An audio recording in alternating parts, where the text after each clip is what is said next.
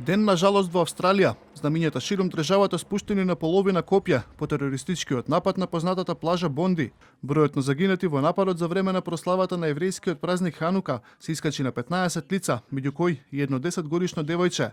Повеќе од 40 се хоспитализирани. Еден од најсмртоносните напади во Австралија во изминативе децении го извршија 50-годишен маж и неговиот 24-годишен син. Прво мислев дека мажот носи патерици, ми беше жал за него, но тогаш ја извади најголемата пучка што сум ја видела и веднаш почна да стрела, имаше стотина луѓе на плажата. Си помислив дека ако останевме 10 секунди подоцна како што стрелаше, бевме на улица на мотоцикл буквално на 10 метри од него. Можевме и ние да бидеме жртви. Австралиската влада најави ограничување на бројот на оружје што може да ги поседува едно лице. Предлозите следат откако се откри дека постариот од двајцата нападачи легално набавил 6 оружја.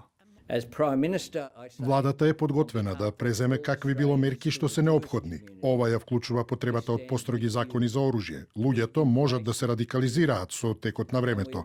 Дозволите не треба да бидат вечни.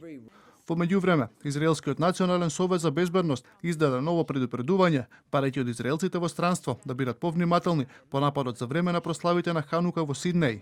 Предходните искуства покажуваат дека се можни инциденти во кои поддржувачите на тероризмот би можеле да бидат инспирирани од овој напад. Според австралиските медиуми, нападачите биле дел од исламска држава, а при претресот во нивниот дом и автомобил биле пронајдени знамења и друг пропаганден материјал на терористичката група.